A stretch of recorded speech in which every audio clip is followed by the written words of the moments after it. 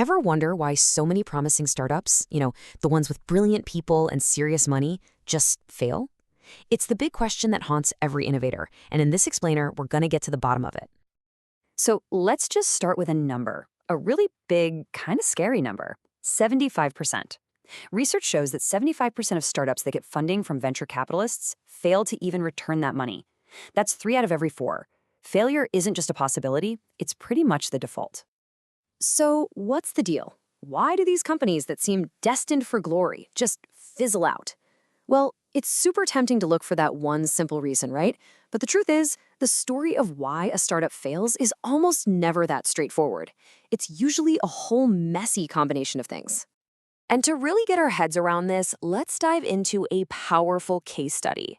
It's the story of a company called Jibo, and it actually starts with a pretty heartbreaking goodbye message from a robot. No, that isn't a line from a sci-fi movie. That was the actual, real message the Jibo robot said to its owners back in 2019, right as its servers were being shut down for good. In its final moments, this little robot thanked its owners and then danced one last time. See, Jibo wasn't just some gadget. This thing was an engineering marvel that came straight out of the prestigious MIT Media Lab. It was created by a pioneer in social robotics. And its whole purpose, its reason for being, was to form a real emotional bond with people. And it had the money to back it up. The company raised a grand total of $73 million in venture capital. So let's recap. You've got world-class tech, a visionary team, and a huge pile of cash. What could possibly go wrong? And Jibo was, incredibly advanced for its time. It could recognize your face, your voice. It would turn to look at you when you spoke. It could even start conversations on its own. And yeah, it could dance. It wasn't marketed as a device. It was pitched as a companion, a brand new member of the family. The media hype was absolutely off the charts. So with all of that going for it, how in the world did Jibo end up as a cautionary tale? Well, the answer reveals the single biggest reason why most startups don't make it. By connecting the dots between Jibo's story and the bigger patterns of why startups fail, we can zero in on the number one culprit. And honestly, the answer might surprise you. According to a big analysis of failed startups, the top reason for failure in almost half of all cases is no market need.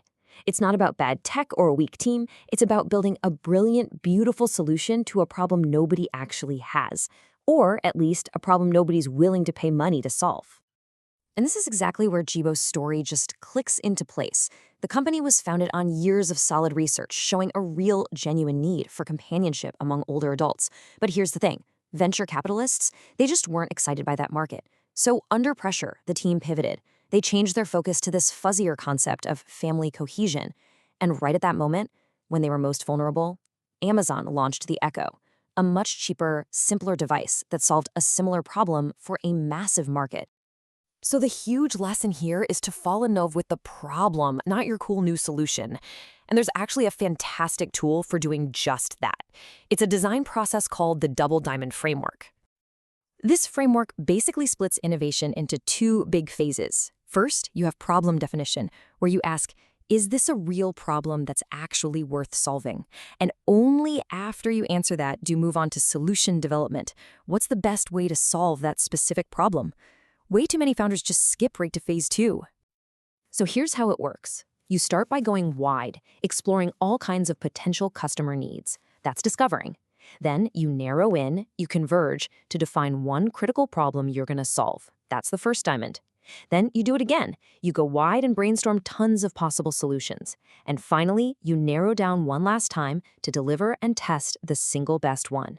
See, this process forces you to make sure the problem is real before you write a single line of code. So what's the big takeaway here? If failure is kind of the default setting, how should we even approach it? Well, the most successful people don't just accept failure. They totally reframe it. This quote from Eric Ries, the author of The Lean Startup, just says it all perfectly.